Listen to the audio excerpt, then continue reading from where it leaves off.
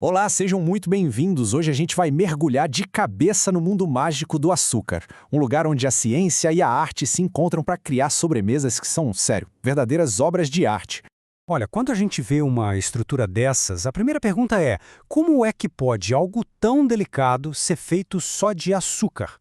Pois é, a resposta está toda no domínio de uma técnica fundamental, que ia transformar o simples açúcar em um material de artista.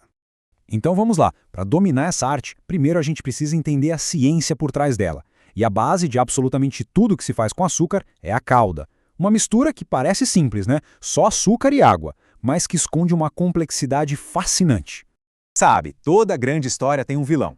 E na confeitaria, o grande inimigo, aquele obstáculo que pode simplesmente arruinar horas de trabalho em questão de segundos, é um processo químico bem específico. É isso aí, a cristalização. Pensa no efeito dominó. Um único cristalzinho de açúcar que ficou ali perdido na calda pode começar uma reação em cadeia que transforma aquela mistura lisa, brilhante, numa massa granulada e sem vida. Um desastre. A boa notícia é que a mesma ciência que explica o problema também dá a solução. Confeiteiros profissionais têm dois métodos principais na manga. Duas verdadeiras armas secretas para manter a calda perfeitamente lisa e brilhante. E essas duas soluções funcionam de jeitos bem interessantes e, na verdade, opostos. De um lado, tem a abordagem química. A gente adiciona um ácido, como umas gotinhas de limão, ele quebra as moléculas de açúcar num processo chamado inversão. Isso dificulta muito que elas se juntem de novo para formar cristais.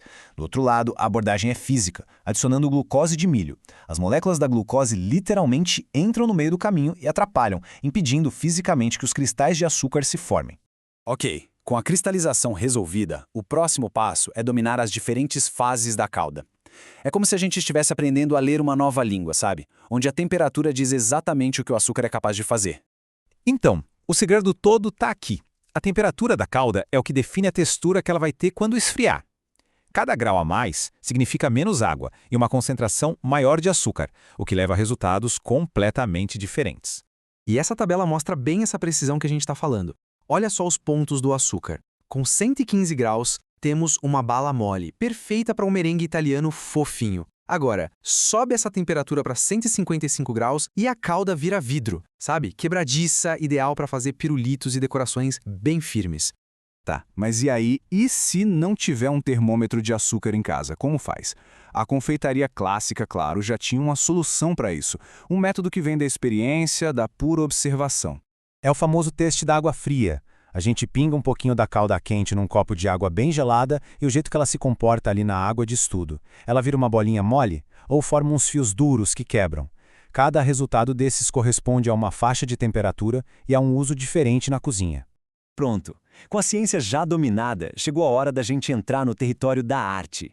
É aqui que a gente transforma a calda em caramelo e abre um mundo de possibilidades de sabor e decoração que, olha, é infinito.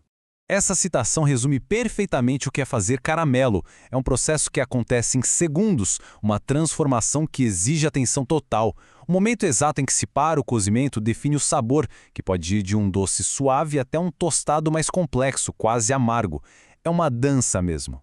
Uma das aplicações que todo mundo mais ama, sem dúvida, é a calda de caramelo. Para fazer essa maravilha, o caramelo quente é combinado com muito cuidado com creme de leite e manteiga.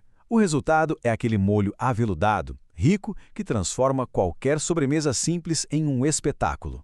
Outra técnica que é simplesmente impressionante é o açúcar fiado. Usando um batedor ou até garfos, o caramelo quente é esticado em fios finíssimos.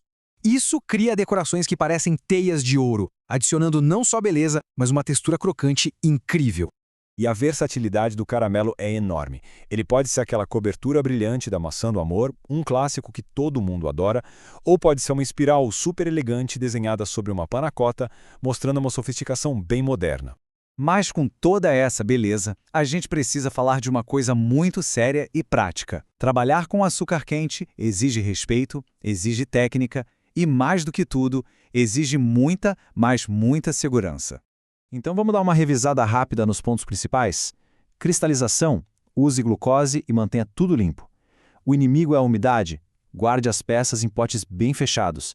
Para controlar a temperatura, panela de fundo grosso e um banho de gelo por perto para parar o cozimento na hora. E, o mais importante de tudo, segurança é inegociável. Isso quer dizer usar o equipamento certo.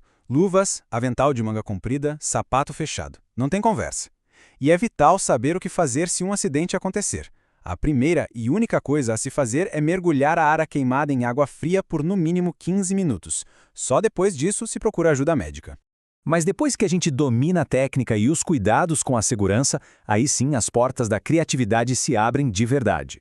O açúcar deixa de ser só um ingrediente e vira um material de expressão, capaz de criar formas que desafiam a gravidade e encantam qualquer um. Quando a gente entende os princípios por trás da arte do açúcar, aquela mágica toda começa a parecer bem mais alcançável, né? A pergunta que fica no ar muda. Não é mais como isso é feito, mas sim o que será que dá para criar agora.